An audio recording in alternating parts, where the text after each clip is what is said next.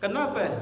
Karena iblis bilang gitu di dalam surat Al-Jin, sebelum Allah utus nabi, sebelum Allah utus rasul, sebelum diturunkan Quran, itu iblis dan pasukannya itu mereka biasa suka kungfu, nongkrong di langit.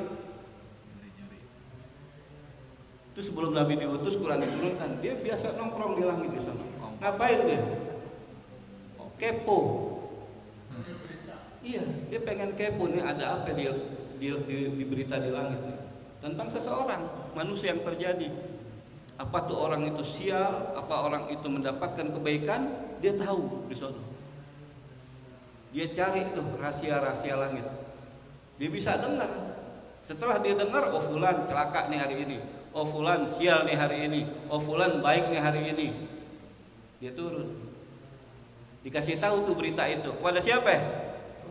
Nah, corongnya iblis, setan tuh pun dikasih tahu. Assalamualaikum warahmatullahi wabarakatuh. Teman-teman sekalian, apa kabar? Mudah-mudahan kabarnya selalu dalam keadaan sehat walafiat, diluaskan rezekinya, dimudahkan usahanya, dan selalu dalam bimbingan Allah Subhanahu wa taala. Teman-teman sekalian, kaum muslimin dan muslimat, hendaklah kita sempatkan waktu kita untuk hadir di majelis ilmu. Entah sebulan sekali, ya, sepekan sekali, pokoknya kita harus siapkan waktu untuk hadir di majelis ilmu. Kenapa? Karena hadir di majelis ilmu itu adalah hukumnya wajib, teman-teman sekalian.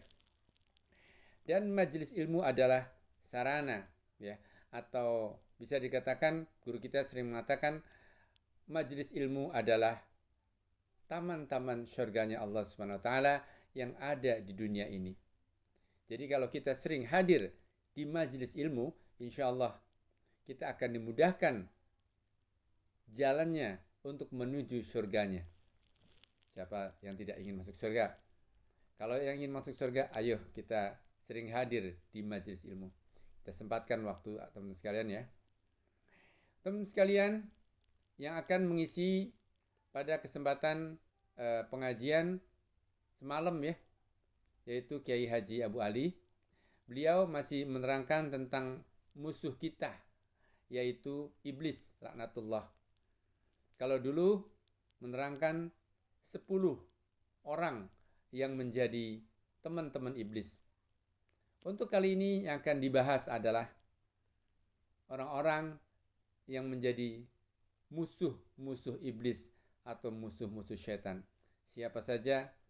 Mari kita simak penjelasan dari guru kita, Kiai Haji Abu Ali. Tapi jangan lupa, niatkan dalam hati, niat belajar fardu karena Allah Ta'ala. Mudah-mudahan berkah.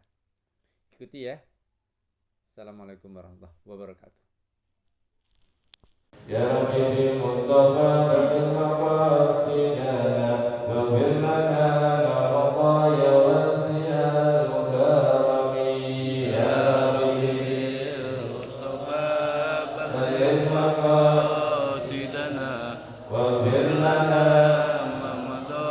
ya wasiyal mukarrami. Wa labidul ladhi tarja syafa'atuhu bi kulli hawlin min al-ahwal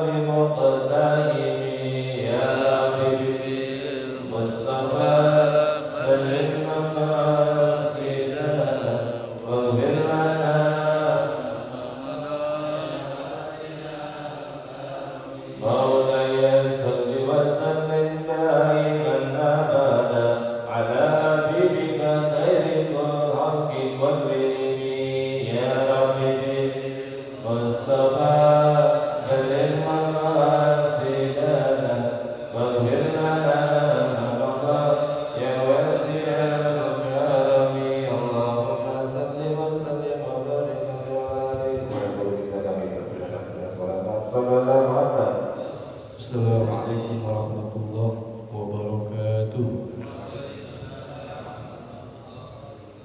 Alhamdulillahirabbil alamin wassalatu wassalamu ala asrofil anbiya wal mursalin wa alihi wa sahbihi ajma'in, amma ba'du. Jamaah salat maghrib Masjid Al-Ikhlas yang berbahagia, yang insyaallah kita semua dirahmati dan diberkahi Allah Subhanahu wa taala. Semoga yang punya masalah, punya persoalan, yang punya hajat, punya urusan, insya Allah dibereskan oleh Allah Subhanahu wa taala.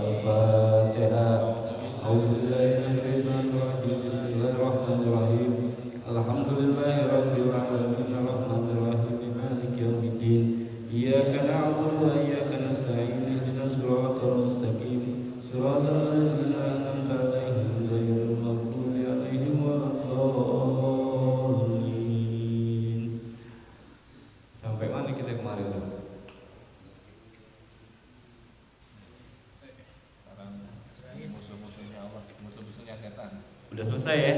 Ya selesai. Yang kawannya setan. Jadi iblis setelah dia diusir dari surga, diturunkan dari surga, dia frustasi.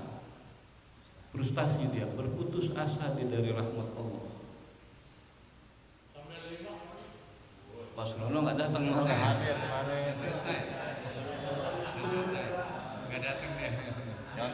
Ntar nyontek sama Pak Wahid. Udah habis 10 ini.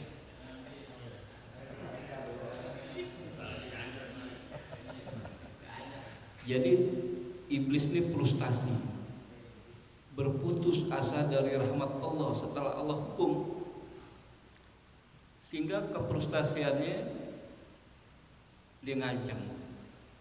Dia katakan fabima abwatani la aqudanna lahum siratal mustaqim. Ya Allah, dengan sebab Engkau telah hukum aku tersesat, Engkau hukum aku turun dari surga, Engkau keluarkan aku dari surga, maka ya Allah, dengan la aqudanna lam taukid dan nun taukid sakilah, pasti akan aku halang-halangi mereka, setiap anak cucu Adam, dari jalanmu yang lurus. Jadi kita mau jalan yang lurus, itu akan dibelokin, akan disimpangkan. Siapa? Iblis laknatullah dari jalan yang lurus. Nah, perjalanan kehidupan kita kalau lurus, ini lurus nih, artinya lurus benar, itu kalau disoroti, ditunjuki oleh Al-Quran dan Sunnah Rasulullah. Jadi jalan yang lurus itu jalan yang berpedoman kepada Quran dan Sunnah. Jadi jalan yang lurus itu yang sering kita minta dalam sholat ihdinas syiratal mustaqim, ya Allah tunjuki kami ke jalan yang lurus. Jalan yang lurus itu jalan, kita jalan dalam kehidupan ini nih, itu pedoman kita Quran dan hadis.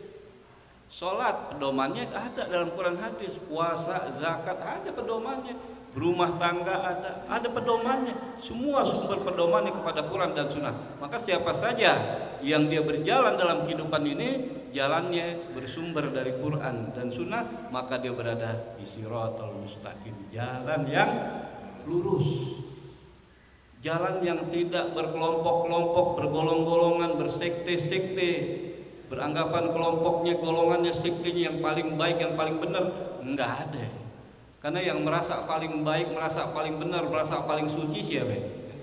Iblis. Iblis katakan, anna khairu minhu ya Allah. Saya ngapain sujud kepada Nabi Adam, hormat kepada Nabi Adam? Kenapa? Anna khairu minhu. Kata-kata anna, saya itu keakuan. Saya lebih baik daripada Nabi Adam. Tuh, hati-hati kita. Jangan buang pikiran-pikiran kita merasa paling baik, merasa paling benar, merasa paling suci. Buang. Itu pemikiran atau mazhab iblis laknatullah. Jadi udah ada mazhabnya iblis. Zaman dulu sebelum ada mazhab yang 4 udah ada mazhab iblis. Tandanya apa? Merasa paling benar. Banyak kan sekarang aliran kayak begitu. Gua yang benar. Surga punya dia. Punya dia surga. Kalau mau masuk surga, ngaji tempat gue. Kalau pengen masuk surga, taklif di tempat gue. Ini yang sesuai Quran Sunnah. Kalau kita lihat, kalau ngaku-ngaku Quran Sunnah, kita nih lihat nih, kok yang dibahas hadis Qurannya mana? Quran tuh kita udah jelasin kan, satu bab cerita iblis Adam, enggak nih, jalan, cuman comot satu comot. Harus utuh dong. Jelasin tafsir Quran tuh harus jelas, harus khatam, selesai, itu kayak begitu. Kemudian satu hari Rasulullah bertanya kepada iblis, yaitu tentang kekasih-kekasih iblis. Kemudian dijawab oleh iblis, ada 10. Kita ada nggak di dalam yang 10 itu? Nyelip nggak kita? Kadang ada fawakir ya, kadang kita kok iman lagi turun, iman lagi lemah, duit nggak dapat, wah udah jadi kekasih iblis gitu. Kadang-kadang ngaco kita. Tapi kalau iman lagi naik, lagi kencang nih, iman lagi naik, musuh iblis. Dijawab oleh iblis.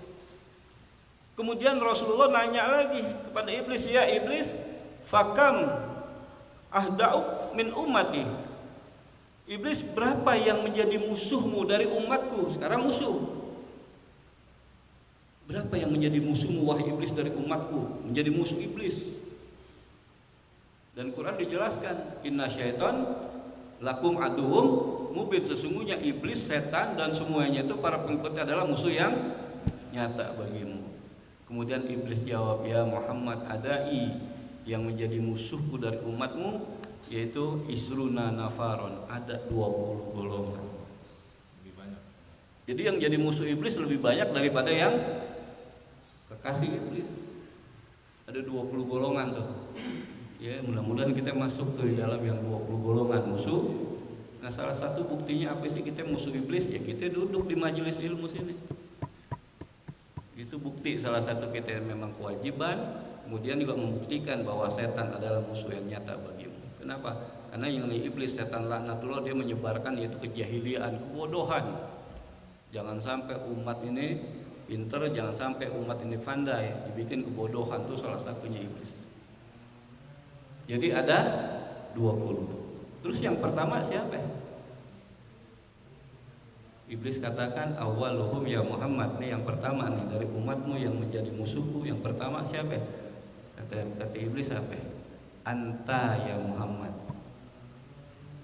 Jadi urutan pertama yang menjadi musuh iblis siapa? Nabi Muhammad. Anta ya Muhammad. Nabi Muhammad. Yang diletakkan pertama Nabi dulu, Rasul dulu. Iblis bilang, gua gedek banget dengan lo, benci gua, paling benci. Tidak ada makhluk di dunia ini yang paling aku benci kecuali engkau ya Muhammad. Begitu tuh iblis. Orang kalau udah benci udah ketutup kebaikan-kebaikannya, ketutup kebenarannya. Yang ada apa? Salah aja. Jadi Nabi Muhammad yang pertama ditaruh. Kenapa?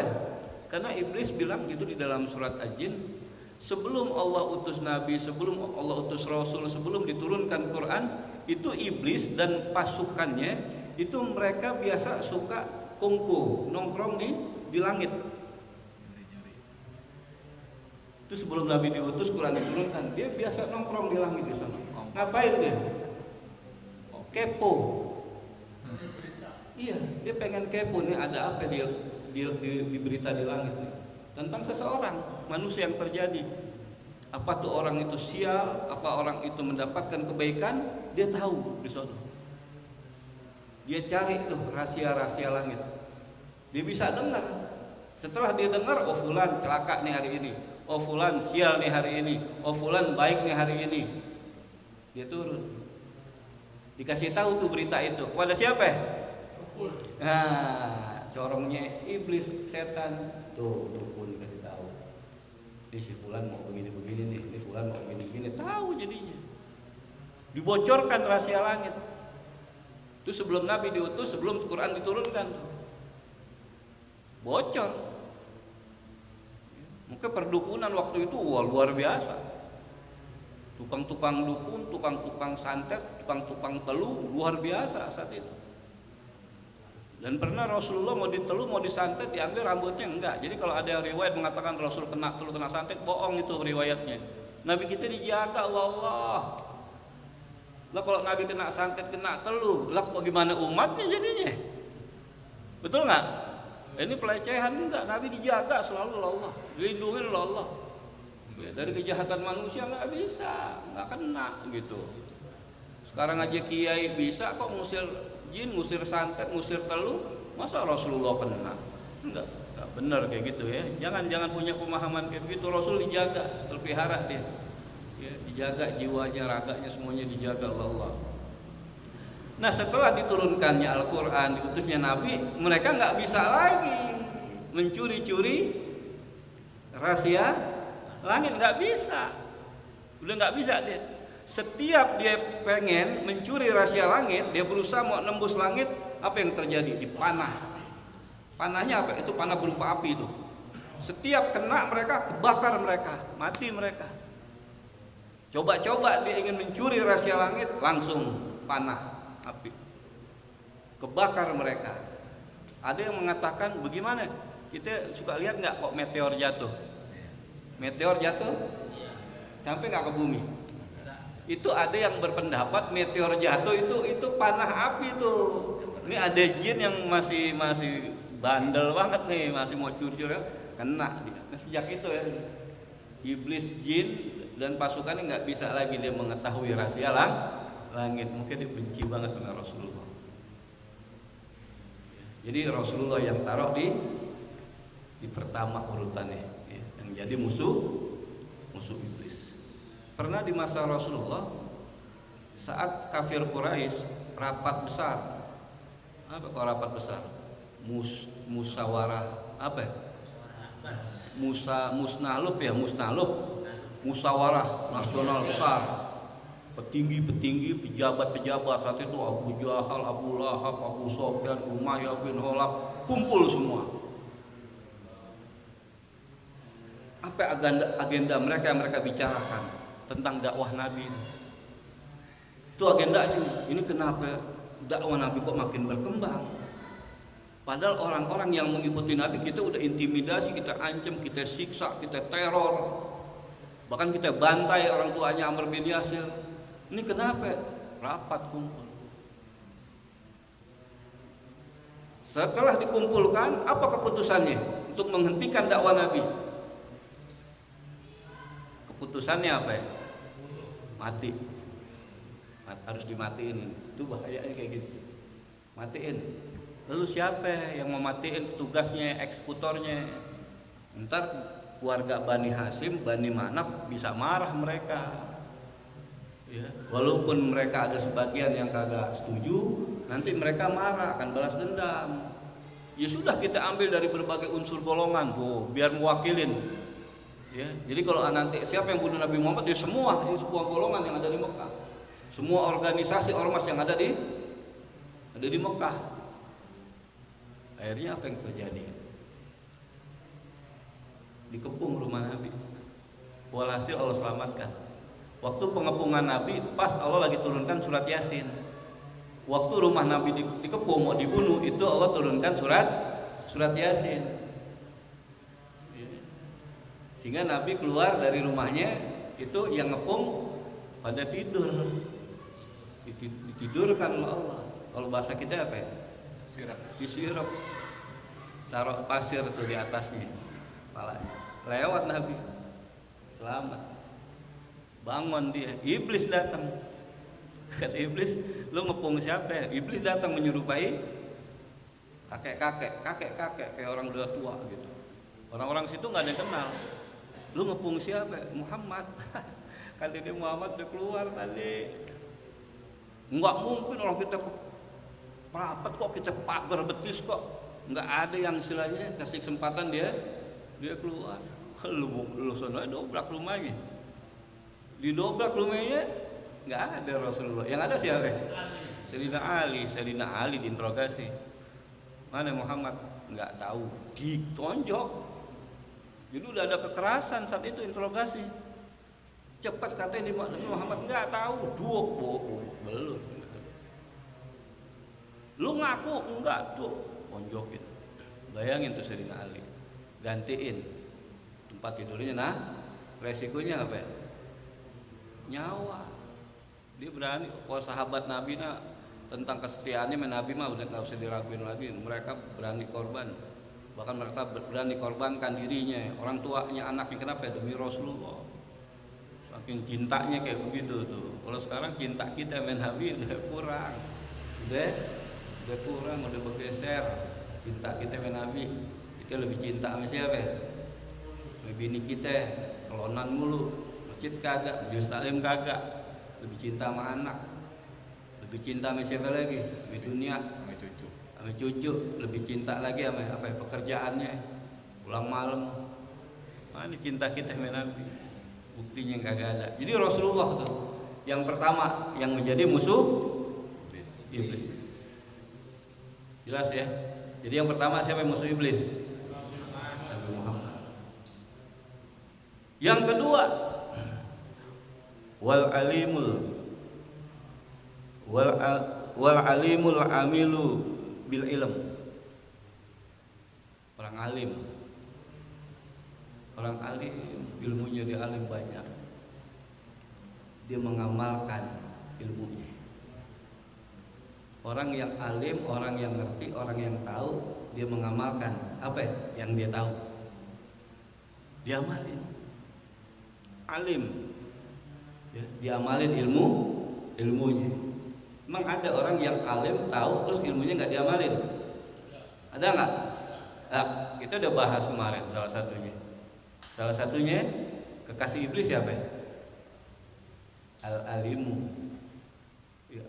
Al-alimu ala saddaqa ala amiro ala zurihi. Orang alim yang membenarkan tindakan, kelakuan, perbuatan pemimpin yang zalim. Nggak diamalin ilmunya. Jadi dia niat belajar agama, padahal tuh agama tujuan akhirat, tapi dia belajar agama tujuannya dunia. Dia belajar agama. Seluruh pesantren mungkin yang di Indonesia udah dilewatin. Nggak cukup dia berangkat ke Mesir, nggak cukup dia berangkat ke Timur Tengah, ke Maroko, kemana dia berangkat? Tapi sayang seribu sayang, niatnya apa? Buat kejar dunia. Ada lagi yang orang belajar agama tujuannya apa? Biar dapat kerjaan di Kemenak, diterima. Jadi niatnya dunia, ilmunya akhirat, tapi niatnya dunia. Banyak kan kayak gitu? Oh, banyak lah. Udah nggak peduli dengan akhlak moral masyarakat tuh remaja, udah nggak peduli masa dulu. Kita lihat sekarang di masjid majelis taklim, mana remaja? Nggak ada. Ada sih itu nih. Hebat tuh ya.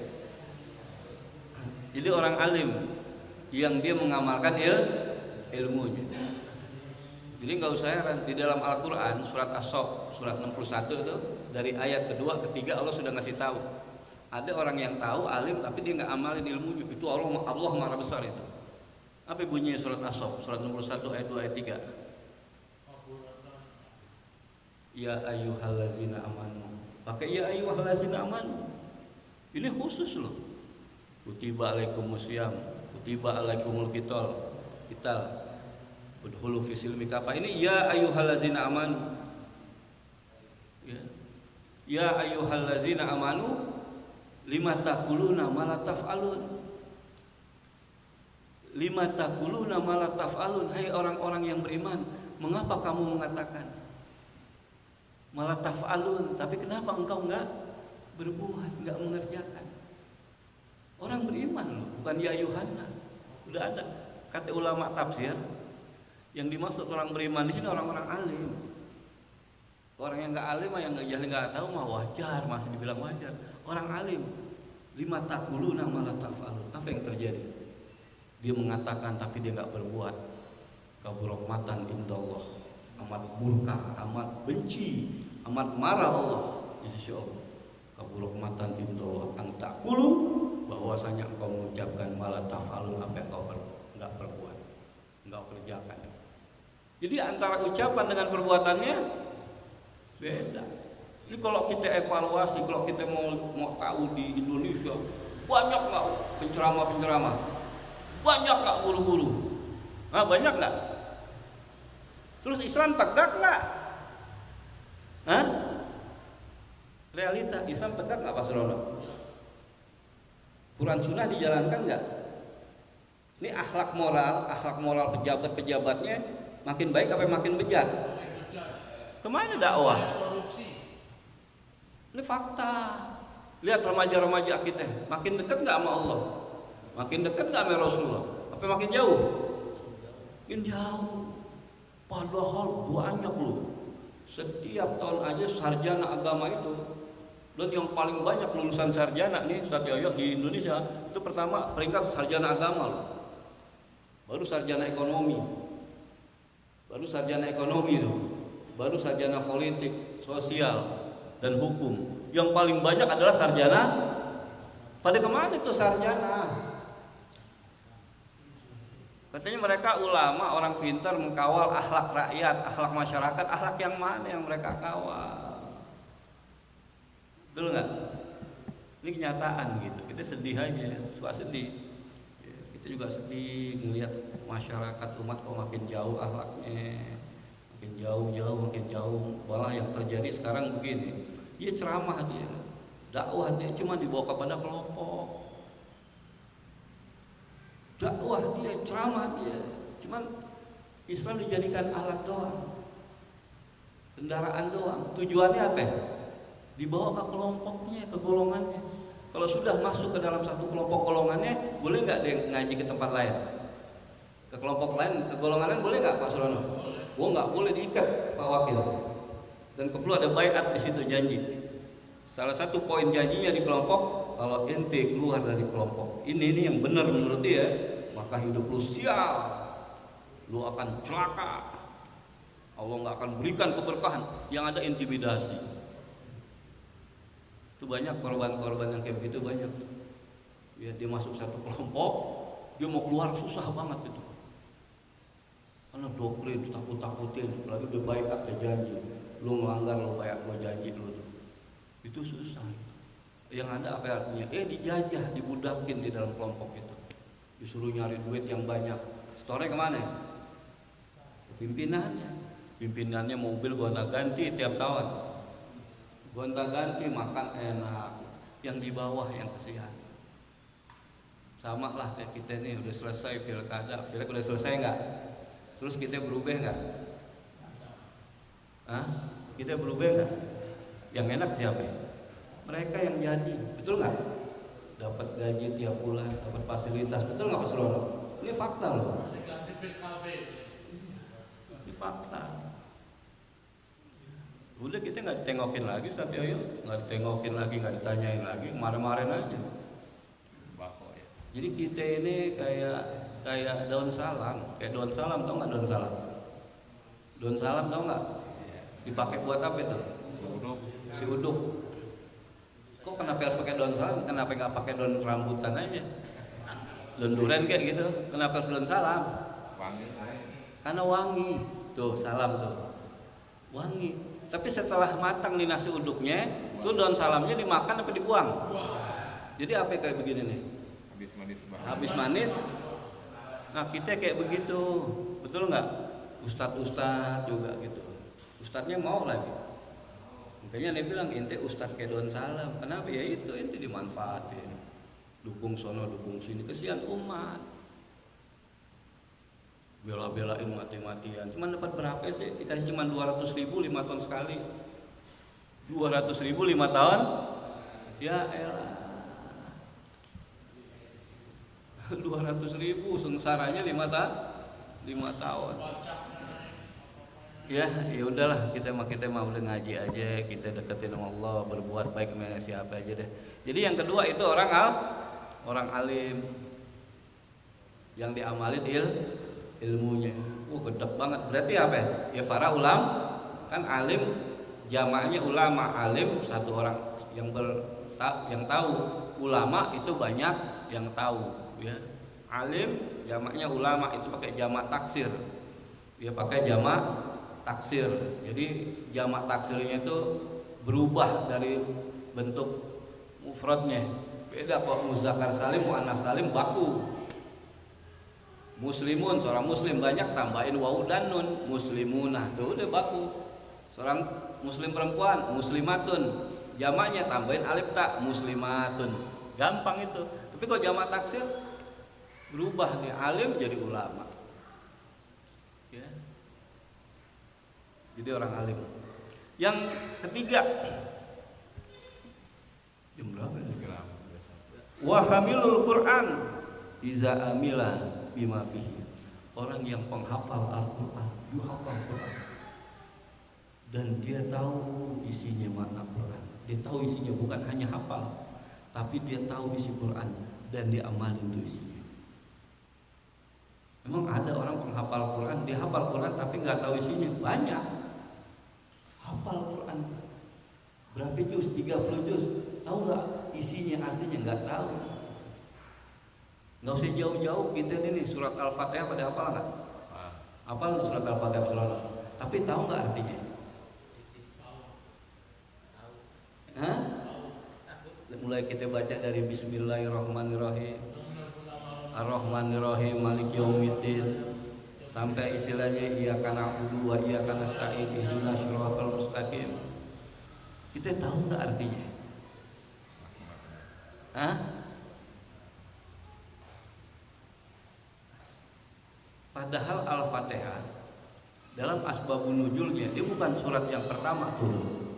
Dia surat yang kelima. Asbabun nuzulnya nih surat yang kelima Al-Fatihah. Setelah Al-Muzammil, Al-Mudaththir, Al-Qalam baru Al-Fatihah dan turun di Makkiyah, surat Makkiyah. Lalu kenapa setelah dibuka kok Fatihah ditaruh pertama? Padahal yang pertama surat apa yang turun? Ayatnya, suratnya Al-Alaq. Al-Alaq yang pertama, ayatnya Iqra, 5 ayat turun. Lalu kenapa setelah dibuka kok bukan Al-Alaq yang pertama? Kenapa harus Al-Fatihah? Surat An-Nas itu asbabun nuzul surat yang ke-30 turun dia, surat An-Nas. Kalau yang terakhir kan surat Al-Maidah ayat 3. Itu yang terakhir kan?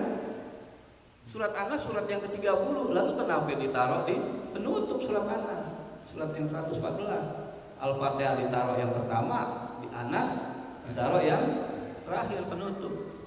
Dibuka dengan Fatihah, ditutup dengan surat An-Nas. Kenapa Pak Surono? Jadi Al-Fatihah ini disebut umul kitab, di induk. Tahu nggak induk? Kayak ayam nih, emaknya nih. Kalau emaknya ke sono, anaknya kemana? Ngikutin. Ngikut kemana induknya tuh. Nah, yang 113 surat dari Al-Quran itu enggak akan kemana-mana, mereka tetap nginduknya ceritanya sumbernya ke Al-Fatihah. Itu penjelasannya aja. Al-Fatihah ini makanya disebut salah satunya juga istilahnya di asas, dasar, pokoknya disebut asas, mul kitab, ya, asas Quran.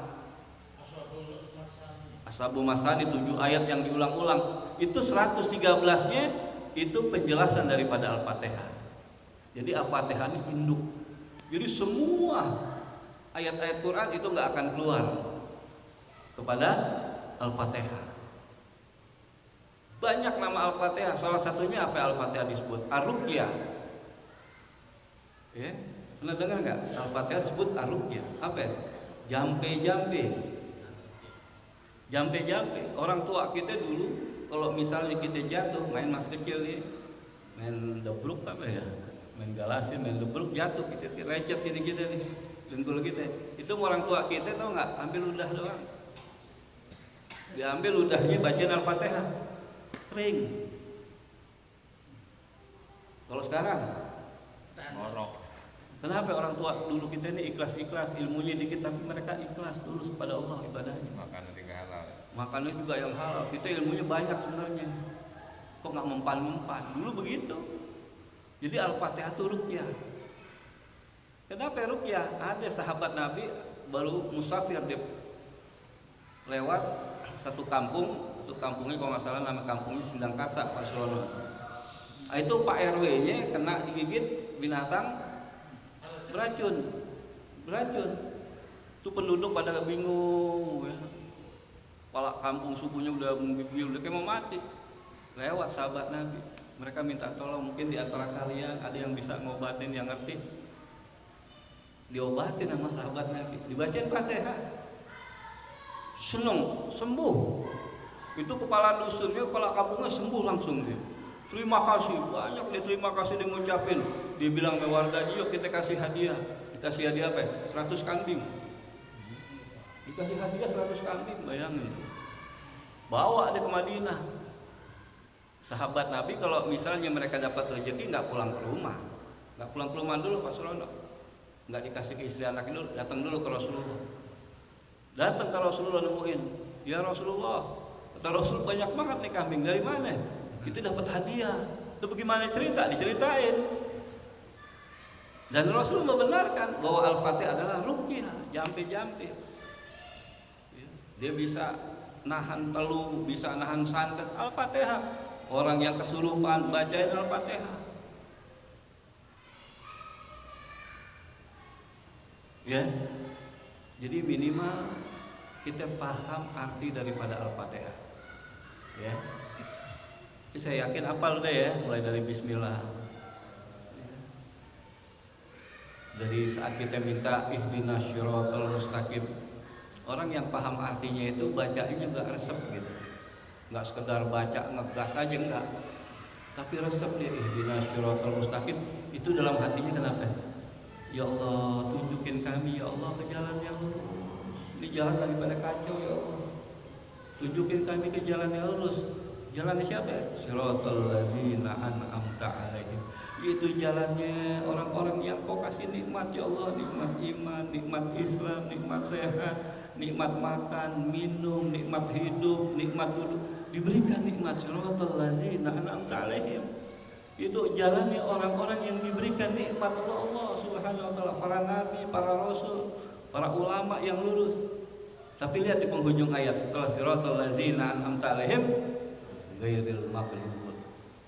Ghair bukan al-maghdub, bukan si maghdub ya Allah. Siapa si maghdub? Yang dimurkai, bukan jalannya si maghdub. Ini si maghdub jalan yang dimurkai oleh Allah. Kenapa? Karena enggak bersumber pada pedoman Quran dan Sunnah. Walad dolin, dan juga ya Allah bukan jalannya orang-orang yang tersesat. Mereka yang menyimpang dari Quran dan Sunnah. Jadi di dalam Al-Fatihah ada tauhid, ada muamalah, diceritakan juga 3 jalan, ada jalan yang lurus, ada jalan yang dimurkai, dan ada jalan yang tersesat. Maka kita berlindung ghairil maghdubi 'alaihim waladdallin. Dan apa-apa kita selalu, acara apa aja selalu dibuka apa? Al-Fatihah. Kenapa enggak Al-Baqarah sih? Panjangan. Ya pendek deh kalau emang kepanjangan. Al-Ikhlas, mari sama-sama kita buka acara ini dengan membaca Al-Ikhlas. Pernah dengar enggak? Kenapa buka dengan Al-Ikhlas? Enggak ada, yang ada dibuka dengan apa? Al-Fatihah. Tuh, jadi seorang penghafal Quran dan dia tahu isi makna Quran dan dia amali. Menghafal Quran berat Pak, penghafal Quran. Lebih berat tuh menjaga hafalan. Menghafal Quran kita ini itu berat, dan lebih berat lagi menjaga. Dan itu harus dijaga. Gimana cara menjaganya? Murojaah Pak, dibaca-baca. Kita umur yang segini nih, taruhlah pagi nih kita serius, wah ngapalin. Kita ngapalin. Coba malamnya. Hah? Lupa nggak? Lupa. Cepat apa? Cepat juga hilang. Kita ilmu tuh kan yang sebenarnya ilmu tuh yang ada di dalam sini, bukan di kitab, di sini. Yang di sini dimasukin ke sini. Tuh, jadi orang yang menghafal Quran ya. Dan orang yang menghafal Quran itu, kita kalau punya anak menghafal Quran, dia nanti yang menyelamatkan kita. Kalau memang kita ternyata dijebloskan ke dalam neraka, dia bisa narik kita. Bisa narik ibunya, bisa narik bapaknya, ayo Pak, Bu. Itu jaminan dari Allah dan Rasul. Kenapa? Orang yang menghafal Quran itu disebut ahlul Quran, dia bisa nyelamatin. Kita dipakein mahkota nanti di akhirat tuh, yang terbuat dari emas tuh oleh anak-anak kita penghafal Quran. Dan memang berat. Kita yang udah terjun sekian tahun untuk mencetak penghafal Quran ini berat. Berat di SDM-nya, banyak yang gak kuat. Aduh, susah juga jadi penghafal Quran. Susah Pak Surono. Udah berat orang-orang SDM-nya. Terus yang paling berat apa lagi yang paling berat? Dananya paling berat. Lah nggak ada duit. Kita nggak ada duit, bisa kita langkah panjang? Nggak bisa. Duit itu, kata orang-orang filsafat, duit itu kok dalam tubuh seperti darah. Seperti darah Pak. Yoyo misalnya kalau kurang darah gimana? Lemas. Begitu juga orang kalau kurang duit. Lah, jalannya gimana? Mirip Pak. Dan itu fakta. Memang duit bukan segala-galanya, tapi itu alat kendaraan. Itu yang paling berat lagi tuh di dananya. Apalagi pesantren gratis. Berat Pak. Kadang-kadang juga kita suka sedih kok pada nggak peka orang ya gitu. Kok nggak mau bantu, nggak mau tolong. Padahal kalau dia tolong bantu, dia akan diselamatkan juga. Karena dalam hadis itu orang yang menghafal Quran dia bisa memberikan 70 syafaat nanti, bisa menyelamatkan 70 orang tuh. Dibawa ke surganya Allah Subhanahu wa taala tuh. Gitu. Itu yang ketiga. Jadi yang ketiga, orang yang menghafal Quran, kemudian dia tahu isi makna dari Quran, kemudian diamalin. Itu yang kok udah jam berapa itu? Itu jamnya ngaco nggak sih? Kok cepet banget sih? Yang keempat nih Pak Surono. Wal muazzinu lillahi fi khamsi shalawatin. Muazzin yang selalu dia azan di salat 5 waktu muazzin. Benci iblis, gedok. Kenapa kok benci? Kata iblis, lu orang lagi asik-asik sama dunianya, lagi sibuk dengan urusan dunianya masing-masing, lu azan lagi. Jadi didengar, dia tahu, udah masuk waktu sholat. Kesel banget iblis, iya kan? Dia gedok tuh muazzin tuh. Benci dia seorang muazzin. Kenapa? Karena dia memberitahukan kepada umat Islam khususnya bahwa azan ini adalah panggilan. Siapa yang manggil? Yang manggil Allah, hakikatnya. Jadi azan itu selain isinya, lihat isinya syahadat. Isinya syahadat tauhid, ya kan, syahadat Rasul. Ya, kemudian takbir, kemudian juga manggil. Ayo, hayya 'alas shalah, ayo salat. Allah yang manggil. Melalui muazzin seruan, ayo sholat. Yang manggil adalah Allah. Ada datang nggak seruan Allah, panggilan Allah? Ada yang datang. Banyak yang datang apa yang nggak datang? Ada yang asik main dunianya lagi. Ada lagi tukang warung nih dagang. Ustaz, kenapa saya bingung kok setiap azan banyak yang beli? Jadi setiap mau azan ini kenapa banyak yang beli, apalagi maghrib? Kok banyak yang beli? Tadi pada kemana sih? Ada kayak gitu tuh gangguannya tuh. Kita mau gimana? Tutup ya kagak enak, kita rame. Pas mau azan tuh. Jadi kalau di Mekah Madinah itu kena hukuman tuh sama laskar itu. Mekah Madinah itu azan tutup, jebret warung, nggak boleh ada yang buka tuh. Coba-coba dia buka. Gitu. Makanya kayak di sini Sindang Karsa begitu tuh di RW 9 kalau bisa tuh berlakukan gitu kan, ini peraturan RW ya. Surat keputusan RW. RW jadi demo. Lah kan ini kita ini lucu, kadang-kadang kita ini Islam tapi kok pakai syariat Islam kagak mau, kita suka bingung. Bisa di demo ya mereka. Ya, kita ini umat Islam bukan? Nah, Umat Islam bukan. Terus aturannya harusnya diatur sama siapa? Aturan Islam bukan? mestinya. Umat Islam harusnya diatur sama aturan Islam. Ini lucunya umat Islam yang diatur bukan dengan aturan Islam. Bagaimana? Di zaman Belanda kita, iya enggak? Surat keputusan RW, iya enggak? Jelasin tuh bawahnya.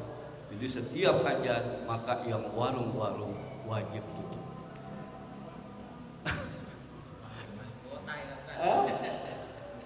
Lah sampai viral, kata wali kotanya cakep lagi, bagus ini weh, dapat inspirasi tuh wali kota, akan dapat inspirasi. Wah bener juga nih, Diangkat ini menteri. bikin akhirnya jadi surat keputusan wali kota di Depok. Setiap azan maka warung-warung semuanya wajib tutup. Cakep nggak tuh? Hah? Udah kayak Madinah, udah kayak di Mekah nggak tuh Depok ini? Tutup, betul nggak? Kita yang haji umroh lihat aja Mekah Madinah, ada warung yang buka pada saat azan. Tuh begitu cakep tuh. Ya, cuman ya sayang, 1000 sayang susah. Ya, susah nggak mau. Padahal tukang azan itu menjadi musuh iblis. Sampai situ dulu deh ya.